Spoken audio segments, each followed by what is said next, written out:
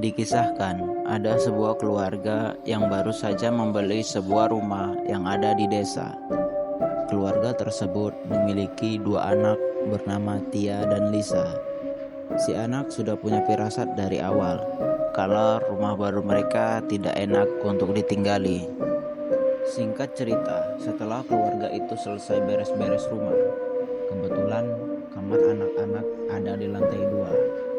Lia yang baru saja selesai menata bukunya dari lantai 1 dan ingin membawa ke kamarnya di lantai 2. Waktu Lia berjalan ke lantai 2, dia mendengar suara air dari keran di kamar mandi atas. Di pikiran si Lia, pasti Tia lagi mandi di atas. Saat Lia tiba di lantai atas, dia melihat dari luar pintu kamar mandi kebuka. Di pikiran si Lia, kok si Tia mandi gak dikunci si pintunya? Jadi Lia ingin memberitahunya. Alangkah terkejutnya waktu Lia melihat di dalam kamar mandi. Dia bukan melihat Tia, melainkan melihat perempuan yang sedang bungkuk, berambut jarang-jarang dengan warna kulit yang aneh menoleh ke arahnya. Si Lia langsung berteriak ketakutan. Mendengar itu, sang ayah dan ibunya langsung mendatangi si Lia dan mencoba menenangkannya. Saat Lia sudah tenang, dia menceritakan semuanya. Ayah dan ibu Lia tidak percaya apa yang diceritakan oleh anaknya itu. Namun si Tia juga mengalami kejadian aneh. Tia yang bekerja dengan berjualan makanan online. Suatu hari, Tia mendapat orderan. Tia langsung mempersiapkan orderannya dan langsung memberikannya kepada kurir untuk diantarkan. Dia memberikan alamat penerima dengan jelas. Sang kurir pun langsung menuju ke alamat yang dituju.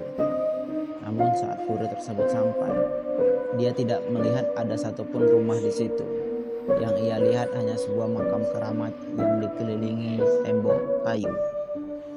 Mendengar hal itu, orang tua mereka hanya menganggap anak-anak mereka belum betah tinggal di rumah baru dan belum bisa membaur dengan lingkungan rumah mereka.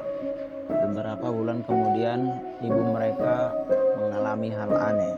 Saat malam hari, ibu mereka ini merasa lapar dan hendak memasak.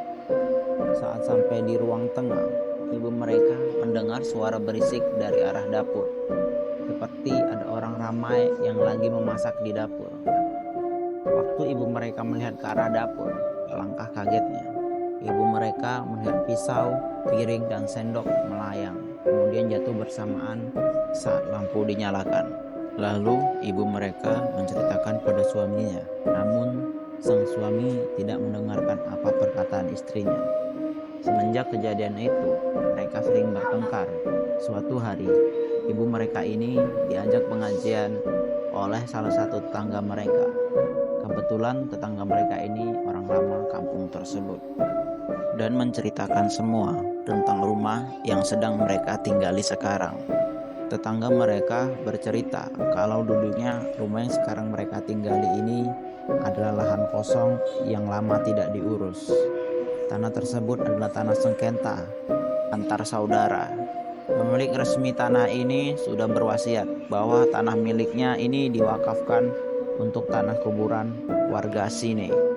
Namun, adik dari pemilik tanah ini bersikeras bahwa tanah ini miliknya dan mengusir sang kakak. Lalu dibangun rumah di tanah ini. Setelah rumah berdiri dan siap huni, sang adik membawa semua keluarganya, anak, mertua, dan istrinya tinggal di sini.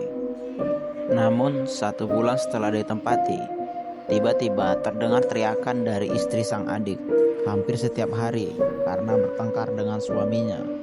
Lalu tak lama setelah itu, mertua sang adik meninggal dunia dengan kondisi sakit yang aneh.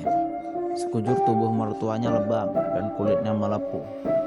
Semenjak kejadian itu, rumah ini menjadi rumah yang menakutkan bagi warga desa karena kerap dihantui sosok dari mertua sang adik. Sang adik pun memutuskan untuk menjual rumah tersebut dengan susah payah karena setiap penghuni baru tidak betah karena selalu teror sosok yang menyeramkan. Mendengar cerita tersebut, ibu mereka dan sekeluarga memutuskan untuk menjual kembali rumah mereka tersebut.